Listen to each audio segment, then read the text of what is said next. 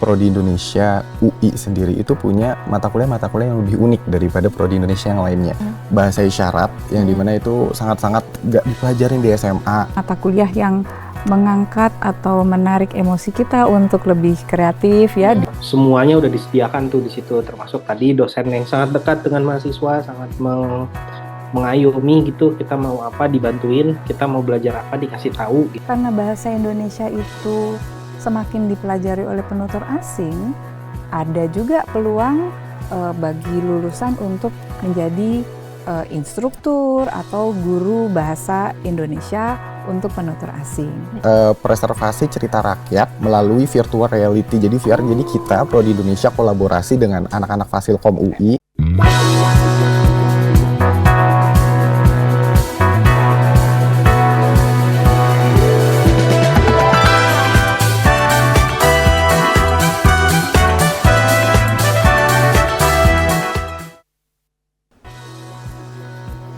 Halo teman-teman, bertemu lagi di Jelajah Prodi Universitas Indonesia bersama saya Nedi Laksmita. Nah, kali ini kita kedatangan sebuah prodi dari Fakultas Ilmu Pengetahuan Budaya, yaitu adalah Prodi Indonesia. Nah, jadi di sini sudah hadir ada Bu Kiki, selamat datang. Ya, ada Mas Dani, selamat datang. Dan juga dari kalangan alumni juga sudah datang lewat daring nih bersama Mas Syahrun. Selamat datang Mas, terima kasih sudah bergabung. Halo. Halo. Saya mau tanya pertama kali ke Bu Kiki. Bu, mau nanya nih, kalau belajar bahasa Indonesia kan kayaknya untuk kita semua ini, kayaknya dari pertama kali kita belajar bahasa, ngomong itu belajar bahasa Indonesia. Ada dari belajar SD, SMP, SMA belajar. Bedanya belajar bahasa Indonesia di jenjang pendidikan sebelumnya ke sama di bahasa Indonesia yang ada di kuliah tuh apa ya, Bu? Baik, terima kasih Mbak Nedi ya. Ya, Mbak Nedi, betul. Memang belajar, mungkin lebih tepat belajar bahasa dan sastra Indonesia ya di program studi Indonesia. Itu memang berbeda dengan apa yang kita pelajari di SMA. Kalau di program studi Indonesia, Universitas Indonesia itu kita tidak hanya mempelajari karya-karya sastra misalnya, atau mempelajari kalimat gitu ya, atau membaca karangan tertentu untuk menjawab pertanyaan dari karangan tersebut. Tetapi ini lebih luas lagi. Di program studi Indonesia itu kami mengajarkan 4 bidang besar. Yang pertama itu adalah linguistik atau bahasa, ilmu bahasa, kemudian sastra modern, filologi, sastra lama, dan tradisi lisan. Jadi semua yang berkaitan dengan bahasa, sastra, dan budaya Indonesia. Jadi mungkin itu yang membedakan dengan belajar bahasa Indonesia di SMA. Kalau kekhasannya dari Indonesia di UI itu belajarnya apa aja ya, Bu? Kalau dibanding sama universitas lain?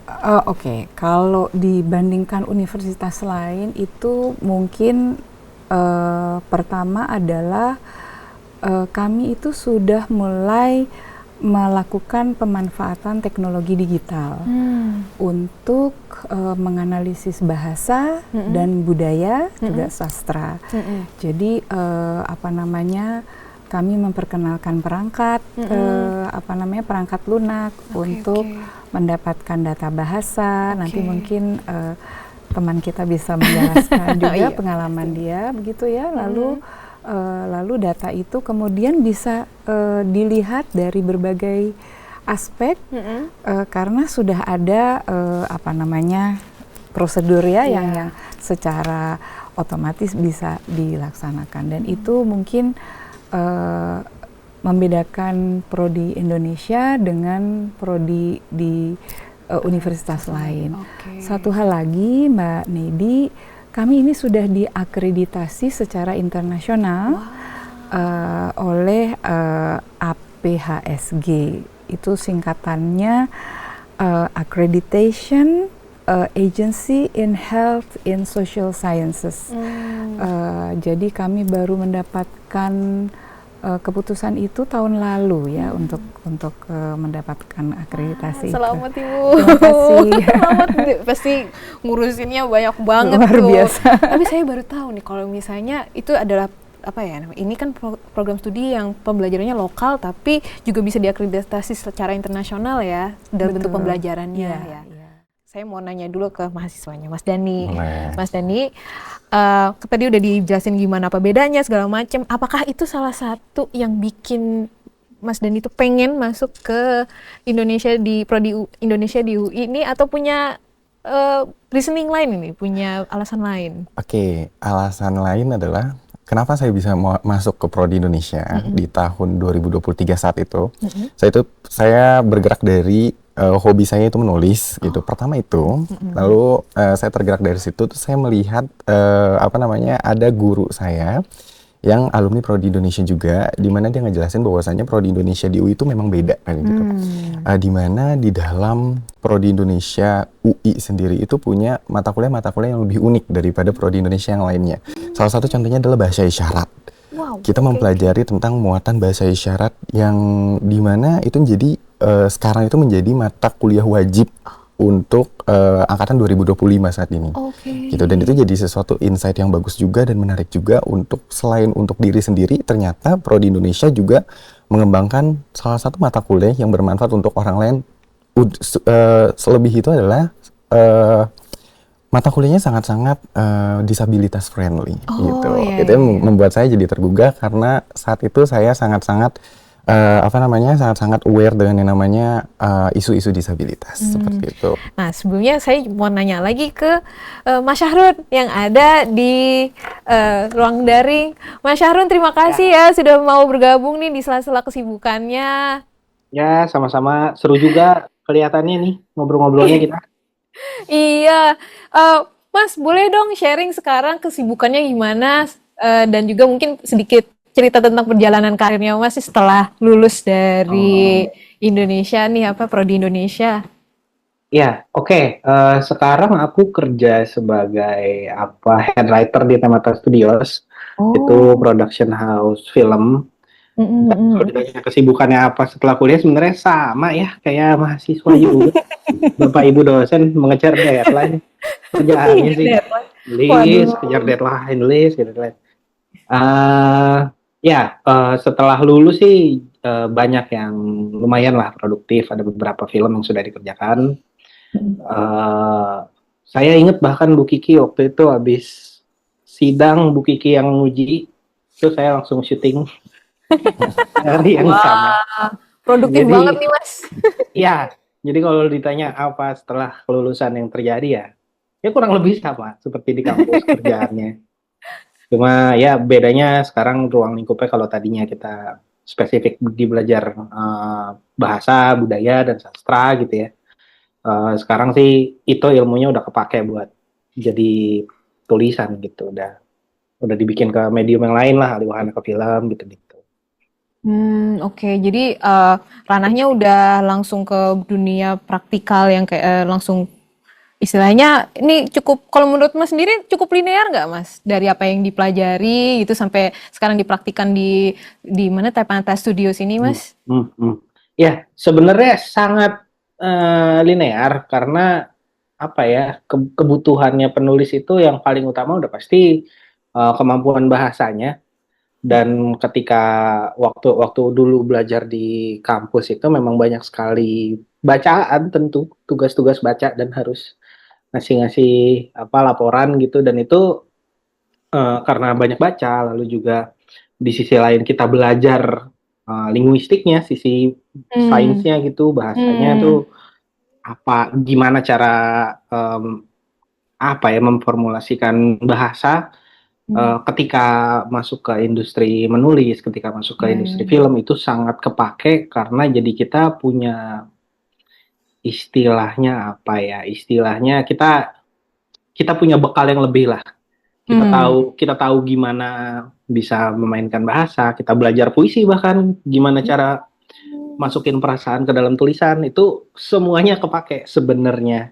Dan itu menjadi bekal tambahan buat teman-teman yang memang mau jadi penulis di sebenarnya wahana apapun, mau film, mau novel, mau teater, itu semua pakai sebenarnya.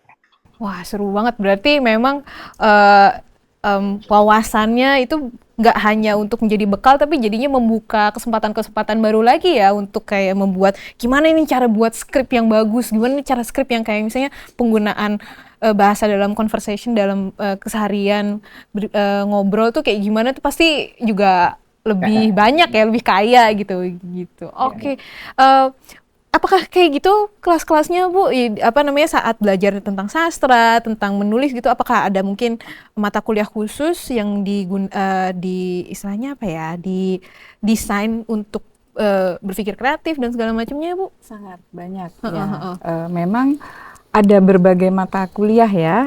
Ya tadi sudah disebutkan oleh Syahrun ya, bahwa memang ada misalnya mata kuliah yang mengangkat atau menarik emosi kita untuk lebih kreatif ya di dalam menyajikan sebuah tulisan ya, memasukkan perasaan. Itu ada ya. Juga kalau misalnya teman-teman berminat misalnya pada sastra, teman-teman juga dilatih untuk membuat naskah ya, mengorganisir sebuah teater. Tahun lalu ya, teman-teman itu mementaskan tugas mereka ya, tugas akhir mereka dalam pementasan. Jadi ada tiap kelompok ada 5-6 orang begitu ya, masing-masing punya peran untuk entah itu sebagai produser, sebagai kostum ya. Lalu ada itu juga bisa ya. Jadi ada yang memang harus mengeluarkan ekspresi ketika dia mementaskan, tetapi juga ada yang berlatih manajerialnya gitu ya. Itu jadi artinya belajar sastra itu secara holistik boleh dikatakan seperti itu. Itu salah satu yang bisa ditawarkan gitu. Tadi juga sudah disebut oleh Dani ya, bahwa ada bahasa isyarat, lalu ada macam-macam yang bisa diikuti oleh calon mahasiswa. Calon mahasiswa ya, aduh seru banget nih. Kalau boleh tahu, apakah dalam bahasa Indonesia prodi Indonesia ini banyak dibekali hal-hal yang baru lagi di luar dari apa yang sudah dipelajari selama SMA gitu? Mungkin ada skill-skill baru dalam membaca dan segala macamnya, Bu? Mungkin salah satunya nanti bisa tanya Syahrun yang dia itu bahkan mengolah naskah lama itu menjadi sesuatu yang kreatif. Jadi mahasiswa itu diajari untuk membaca naskah lama ya, manuskrip ya, ini satu bidang namanya filologi ya, ada kaitannya dengan bahasa, ada kaitannya dengan sastra. Jadi bagaimana membaca naskah Jawi, Jawi itu Arab Melayu, Arab gundul ya kalau dibilang begitu. Dan itu satu keterampilan ya. Itu adalah satu mata kuliah yang tidak ditemui dulu, ditemukan di SMA. Ada juga misalnya tradisi lisan gitu ya, misalnya melihat ritual-ritual ya di daerah gitu ya, untuk ditafsirkan karena kita lihat bahasanya, karena kita lihat interaksi di antara masyarakatnya dan sebagainya. Jadi itu adalah hal-hal yang tidak dipelajari ketika SMA. Itu mata kuliah yang sangat spesifik. Benar-benar. Nah, mungkin nih nyambung nih berarti ke Mas Dani. Mas Dani, tugas atau enggak mata kuliah yang bikin seru itu tuh selama kuliah selama ini kan sekarang mau masuk semester 6 nih gitu. Pasti akan ada mata kuliah yang mungkin seru nih, tapi kalau sekarang paling seru atau berkesan buat Mas tuh apa? Sebenarnya untuk mata kuliah di Sastra Indonesia atau Prodi Indonesia UI ini dari awal sampai semester 5 kemarin itu seru semua sebenarnya. Oke.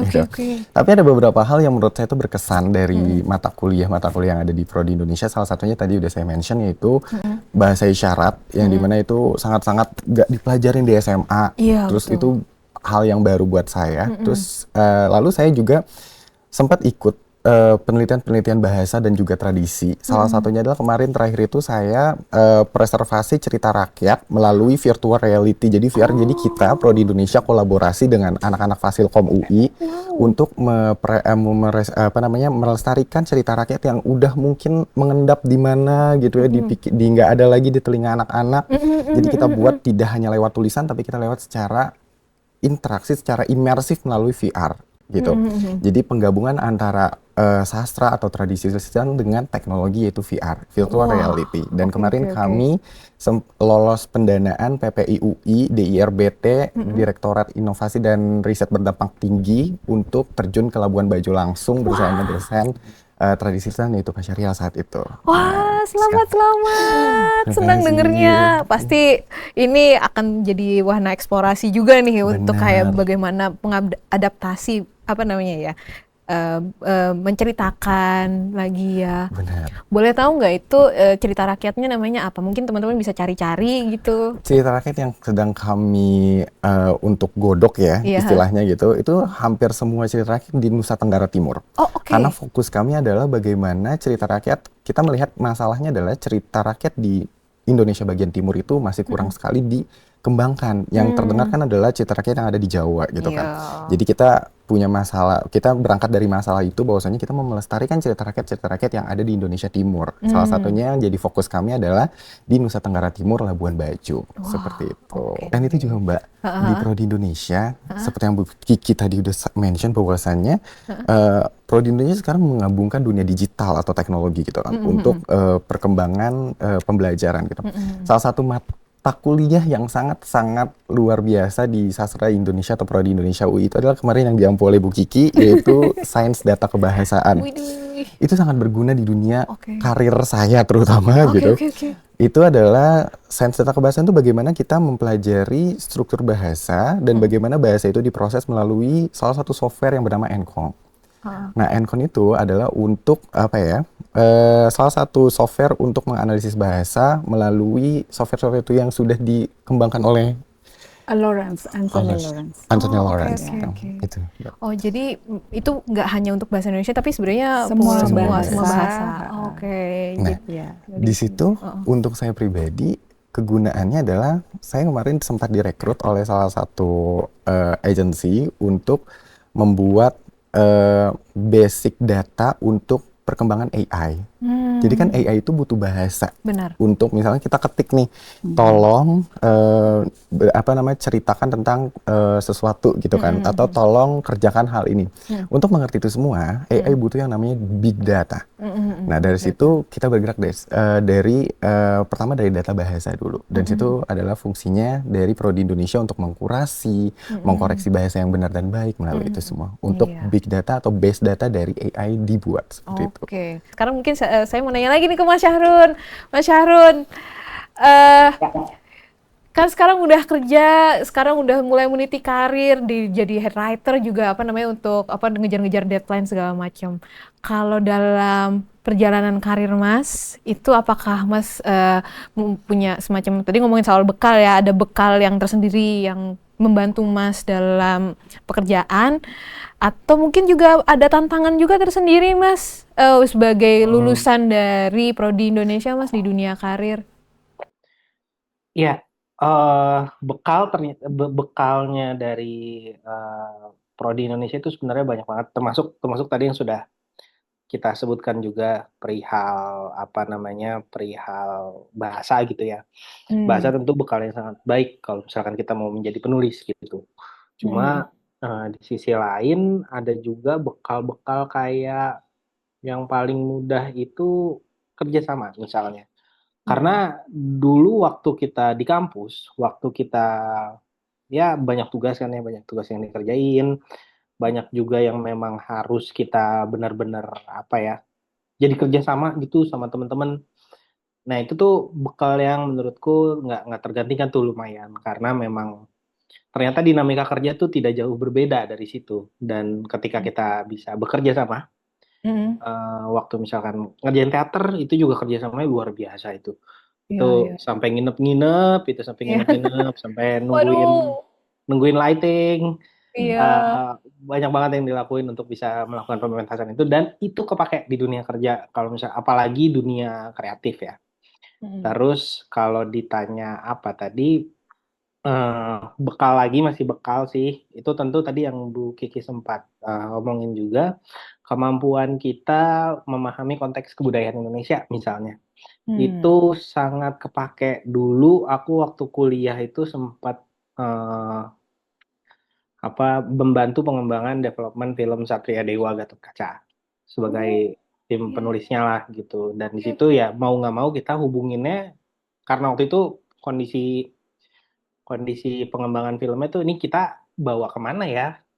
Kita nggak ada yang ngerti pewayangan, nggak ada yang ngerti eh, cerita asli eposnya tuh gimana sih gitu. Sehingga kebetulan waktu itu aku semester 3 kalau nggak salah, dan lagi ada sastra wayang sama Bu Mamlah waktu itu. Jadi sekalian aku bawa aja gitu. Ya udah, yuk kita coba riset ke UI, dan akhirnya dengan pengembangan-pengembangan tertentu dibantuin Bu Mamlah juga dan Pak Darmoko waktu itu kita akhirnya bisa, oh ternyata wayang tuh begini, ternyata kalau kita mau mengembangkan wayang kita punya keleluasaan begini gitu. Itu jadi malah lebih terbuka tuh. Jadi pengetahuan terhadap konteks kebudayaan yang bisa tercermin juga dari bahasa, dari kita ngelihat sastra. Nah, terkait sastra, bekal dari sastra yang penting adalah referensi. Karena ketika masuk ke industri kreatif tuh udah pasti butuh banyak referensi lah. Bahkan kayak sederhananya kalau nggak di film ya, misalnya kita mau bikin iklan itu sebenarnya semuanya kita bisa bikin dari majas gitu. Ini kita mau bikin gimana nih, misalkan mau hiperbola aja nih iklannya, atau misalkan mau benda bisa ngomong, benda bisa jadi perasaan gitu. Itu sebenarnya kepake semua tuh kalau misalkan mau ke industri kreatif. Nah, selanjutnya tantangannya untuk yang sering aku temuin ya, karena ada beberapa juga anak prodi Indonesia yang kita yang coba aku ajak lah untuk kerja bareng gitu. Tantangannya sebenarnya lebih ke arah gimana bisa menyesuaikan diri dari dunia kampus ke dunia kerja, yang mana itu kita rasakan semua sih sebenarnya. Itu lebih ke general dari semua prodi bayanganku. Cuma khusus on sastra Indonesia itu pasti kita menemukan tuh sebenarnya ketika kita udah belajar bahasa yang benar gitu, ketika masuk apa namanya di kampus, terus ketika masuk dunia kerja tiba-tiba gimana kok kita bisa bikin bahasa yang kayak gini gitu. Nah itu malah penerapannya yang kita uji gitu. Sebelumnya kita belajar teorinya begini ternyata penerapannya begini gitu. Itu penyesuaian yang menurutku masih lumayan menjadi tantangan lah gitu. Tadi ngomongin tentang adaptasi ke dunia kerja adalah salah satu tantangan. Terus tadi ngomongin juga sebelumnya tentang pembekalan tentang budaya dan bahasa, penggunaan bahasa. Sebenarnya kalau dipikir-pikir bahasa Indonesia orang-orang menggunakannya dalam sehari-hari juga jarang ya ngomong baku gitu kan. Pasti ngomong kayak kan sebenarnya bukan enggak ya, tapi tidak gitu kan. Ada gue lo gitu kan. Sebenarnya ngomong aku kamu atau gue lo kayak gitu-gitu kan. Iya, pasti dalam penggunaan, maksudnya ya dalam tadi bikin adaptasi dalam bentuk format-format media atau enggak outputnya iklan atau film, pasti itu ada ceritanya masing-masing yang konsiderasinya ya Mas ya. Ya, betul. Iya, jadi gimana Mas? Ya, jadi ya seperti yang aku bilang tadi ya, kayak dulu yang paling aku ingat yang sebenarnya membebaskan ya. Nah, penulis itu kan harus dibebaskan, harus punya semacam lisensia poetika istilahnya untuk berkreasi gitu. Ketika kita bikin apapun ya terserah gitu mau gimana gitu. Cuman yang paling membebaskan di aku yang akhirnya menjadi titik tengah itu adalah penggunaan bahasa Indonesia yang baik dan benar. Ini Bu Kiki maaf kalau salah dikoreksi ya Bu. Cuma lumayan takut ngomong gini depan Bu Kiki. Cuman udah lulus Mas, udah lulus. Mas, tenang aja. Cuma poinnya yang aku ingat dan yang aku serap dan mudah-mudahan benar adalah bahwa bahasa itu sangat luas sehingga kita bisa ngelihat tempat juga. Kita sebenarnya lagi ngomong di mana nih, sehingga biar kita penggunaan bahasanya bisa kita sesuaikan. Nggak mungkin gitu kalau contohnya dulu di kampus, nggak mungkin kita ngomong sama orang tua gua lu, itu tidak baik dan benar karena ya lu songong amat gitu kan. Cuma kalau misalkan sama temen, ya Alun mau ini, ya itu kok lu gitu amat gitu kan. Jadi ada konteks tempat dan situasi juga yang perlu diperhatikan ketika kita menggunakan bahasa. Dan sebenarnya sebagai penulis film, apalagi ya film, kalau misalkan karakter ngomong aja tuh kita jadi harus mikir kan nih, dia ngomongnya akan dengan bahasa yang seperti apa ya gitu. Itu sesuatu yang memang perlu penyesuaian aja sebenarnya ketika masuk gitu, ketika masuk ke skrip ada penggunaan tanda-tanda. Misalnya aku tuh suka pakai tanda yang kayak itu loh, kayak gelombang. Tilde ya? Iya, Tilde itu. apa ya? Tilde. Nah, itu booking kita. aku ngegunain doang gitu. Nah, itu perbedaannya tuh. Aku kayak dulu tahu namanya apa, sekarang kayak ini pakai ini lucu nih. Jadi kayak nadanya ada. Kalau ada karakter ngomong misalnya kamu mah gitu, terus ada tanda-tanda itu yang kayak gelombang, jadi kan ada nada itu kamu mah gitu kan.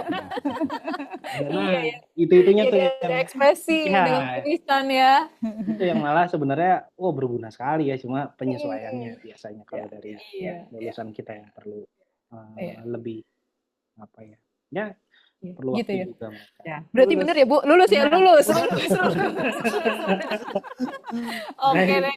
Makasih banyak Bu Carun. Nanti kita bakal ngomong lagi nih tentang bakal nanya lagi beberapa hal yang pastinya relevan juga nih. Tapi mungkin saya mau tanya lagi ke Bu Kiki tentang teman-teman yang misalnya udah punya minat nih atau enggak tertarik untuk masuk ke Prodi Indonesia UI. Sebenarnya seberapa ketat sih Bu untuk masuk ke Prodi UI, Prodi Indonesia itu, dan juga mungkin setiap tahun tuh nerima berapa banyak biasanya? Baik, ya Mbak Nedi, itu Prodi Indonesia adalah salah satu prodi yang cukup banyak diminati di Fakultas Ilmu Pengetahuan Budaya. Dan tingkat keketatannya dari tahun ke tahun ini memang bervariasi ya. Jadi 7-10%. Setiap tahun, dan saya mengamati dalam beberapa tahun terakhir ini, Prodi Indonesia menerima sekitar 70 antara 70 sampai 72, 73 mahasiswa. Dan itu bisa melalui jalur prestasi, ya, bisa melalui jalur tes nasional, dan juga melalui internal ya, SIMAK UI. Nah, jadi ya silakan kalau teman-teman yang berminat ada jalur-jalur seperti itu yang bisa diikuti. Persentase terbesar itu di jalur tes ya. Jalur tes, oke. Jadi persaingan nasional. Untuk prestasi itu mungkin sekitar saya lupa 16 atau 17 orang begitu. Sisanya adalah SIMAK. Oke. Nah, mungkin mau tanya lagi ke Mas Dhani nih. Mas Dhani pas waktu kuliah gitu kan mungkin beda ya cara belajarnya dari SMA ke kuliah gitu. Ada nggak sih yang bikin kaget pas waktu belajar, atau apakah ada dosennya, aku nggak tahu kalau misalnya dosen tuh kayak gini atau kayak gimana gitu? Oke. Untuk saya pribadi Mbak, untuk ketika transisi dari masa SMA ke masa kuliah di Prodi Indonesia gitu ya, saya merasakan bahwasannya ternyata dibandingkan guru SMA, dosen di Prodi Indonesia tuh lebih sangat-sangat dekat dengan mahasiswanya gitu. Artian dekat di sini adalah beliau-beliau ini sangat-sangat merangkul kami untuk berkembang.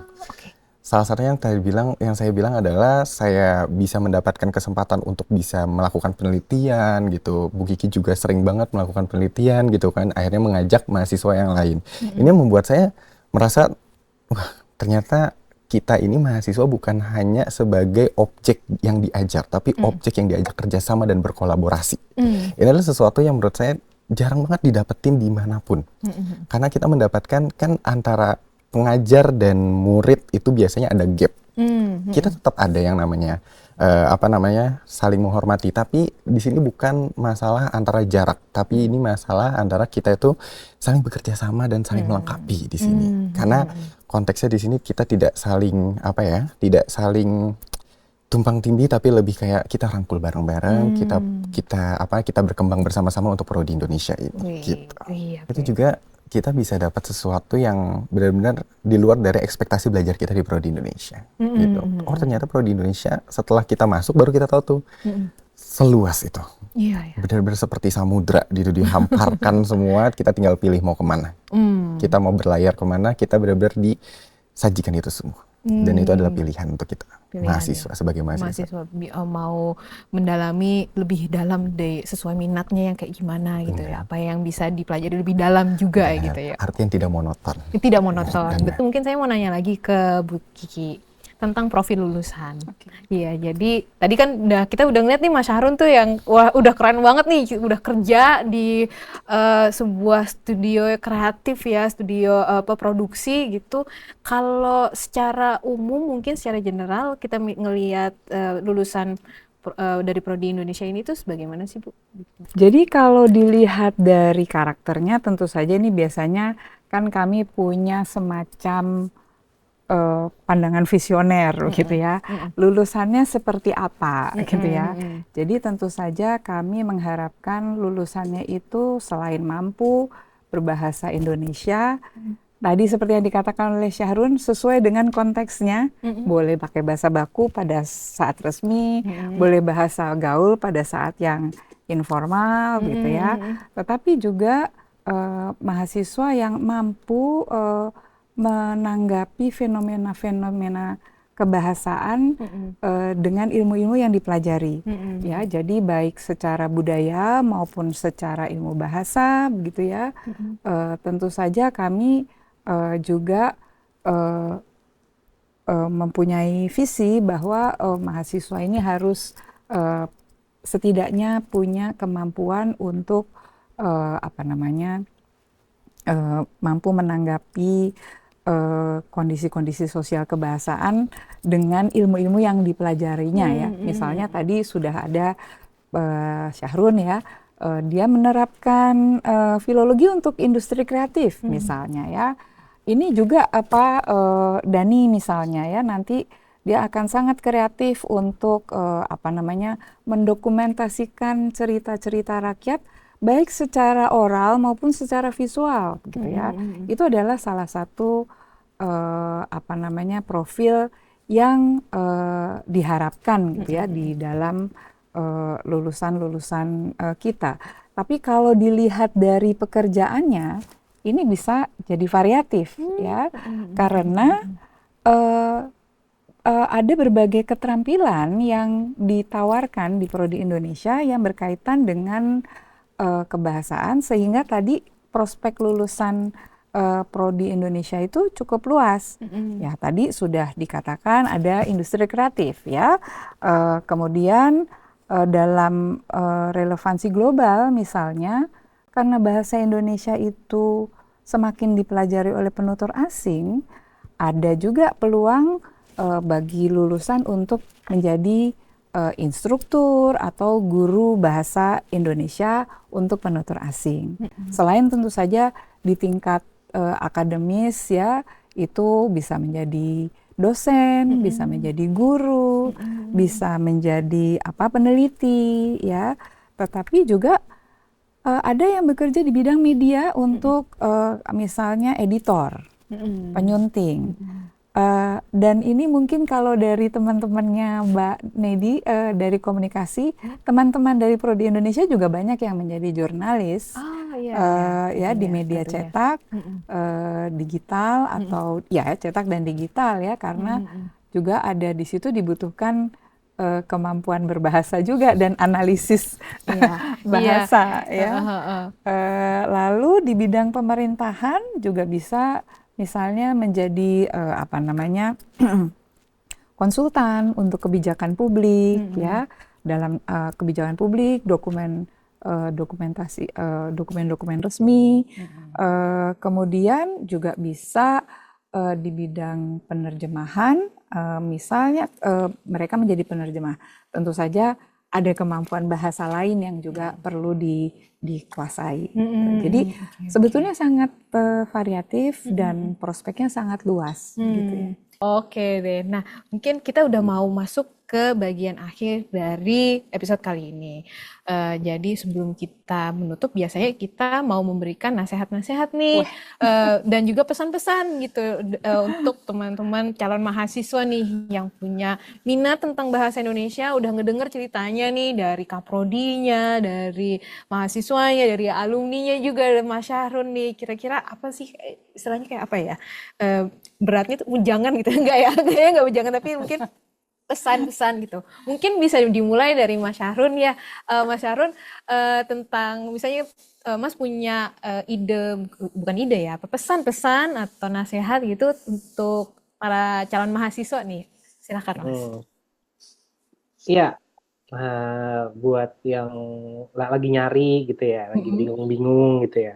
Iya, yang lagi bingung mau yang masuk ke Prodi Indonesia ataupun yang benar-benar masih bingung nih nanti kuliahnya mau masuk mana gitu, Mas.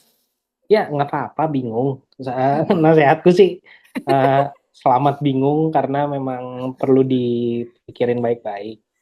Mau masuk mana? Yang mana kalau misalkan memang mau masuk Prodi Indonesia gitu ya, tertarik sama kebahasaan, entah biasanya banyak yang masuk karena mau nulis. Menurutku sih Prodi Indonesia itu cukup baik untuk bisa kalian berkembang di dalamnya. Cuma pada dasarnya ya tergantung orangnya juga kan. Semuanya udah disediakan tuh di situ, termasuk tadi dosen yang sangat dekat dengan mahasiswa, sangat mengayomi gitu. Kita mau apa dibantuin, kita mau belajar apa dikasih tahu gitu. Jadi nantinya kalau memang mau masuk Prodi Indonesia, tolong proaktif aja. Ke dosen-dosennya baik-baik semua sebenarnya dan mudah di approach gitu. Aku dulu ada kerjaan di luar yang Gatot Kaca bawanya ke kampus, terus sudah di kampus juga diajak bikin film sama Pak Tommy gitu. Jadi emang sangat ladang yang sangat baik gitu. Tergantung nanti kaliannya gimana masuk ke sana tuh mau berkembangnya di mana. Cuma memang scope yang dipelajarin udah cukup jelas tuh sebenarnya di kebahasaannya, di sastranya, di kebudayaannya. Dari situ tuh pengembangan pribadinya menurutku bisa kemana-mana gitu, tergantung merekanya. Dan pesanku berarti ini masih ada SBM nggak sih sekarang? SBMPTN kah, Mas? Iya, masih ada ya? Namanya SNBT. Yang untuk prestasi ya? Yang tes? Iya. Yang tes SNBT. SNBT. Astagfirullah, udah kayak orang tua. Iya, udah ganti-ganti Mas. Emang enggak apa-apa. Ya, semangat mengalami SNBT, semangat mengalami yang undangan tuh, apalah namanya sekarang udah nggak tahu. Cuma kalau misalkan memang mau jatuh ke Prodi Indonesia gitu ya pilihannya, ya semangat dan selamat proaktif gitu.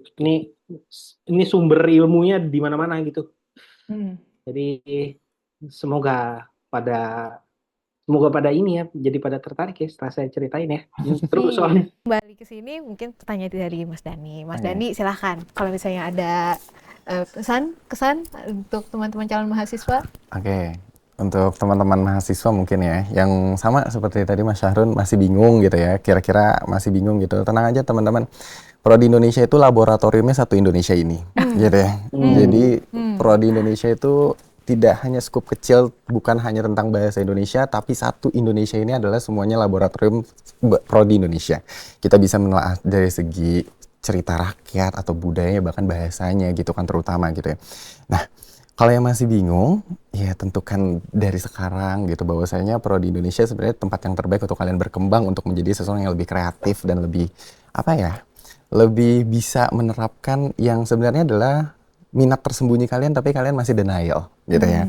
Jadi coba untuk mantapkan diri lagi. Prodi Indonesia selalu terbuka untuk kalian yang masih bingung dan Prodi Indonesia tidak membiarkan kalian bingung sampai lulus. Gitu. Yang pasti belajar banyak, bahkan Benar. mungkin menemukan dirinya gitu ya. Dan dalam prosesnya Mas Syahrul pun juga akhirnya bisa dapat di bidang ini juga karena masuk dari Prodi Indonesia, terus akhirnya belajar banyak gitu ya Mas ya. Ya, betul. Iya, oke, terima kasih Mas Dani. Nah, mungkin terakhir tapi yang pastinya paling penting nih dari Bu Kiki. Silakan Bu, kalau misalnya ada pesan-pesan. Oh, baik. Untuk calon mahasiswa ya, saya kira kita perlu punya semacam bayangan 10 tahun lagi kita akan menjadi apa, gitu ya. Tetapi apapun pilihan kalian, ini semua perlu dilandasi dengan kemampuan. Bukan kemampuan, keinginan belajar dalam arti yang sangat-sangat luas, bukan hanya baca buku ya, tetapi juga bergaul, berkembang ya, bekerja sama, berpikir kritis dan sebagainya. Kemudian juga keberanian untuk mencoba hal yang baru. Program studi Indonesia menawarkan banyak hal yang baru. Kami hanya memberi modal, tetapi mungkin kalau mendengar cerita dari Kak Syahrun, dari Kak Dana, saya kira teman-teman akan bisa melihat bahwa dari hal yang mungkin sangat terbatas, saya yakin teman-teman punya kemampuan untuk berkembang yang jauh lebih baik dan sangat kreatif. Jadi saya ingin menegaskan kembali, selamat bingung, tetapi jangan lama-lama bingungnya, ya. Karena masa depan ada di tangan Anda dan yakinlah bahwa pilihan itu selalu ada jalan yang tepat. Oke deh, terima kasih kepada Bu Kiki, Mas Dani, dan juga Mas Syahrun yang sudah hadir di ruang daring untuk waktunya dan juga informasi yang sudah sangat banyak nih dan pastinya sangat dibutuhkan oleh teman-teman calon mahasiswa nih. Kita sudah masuk ke penghujung acara. Dan juga terima kasih kepada kalian yang sudah menonton episode ini hingga selesai. Sampai jumpa lagi bersama saya Nedi Laksmita di episode berikutnya.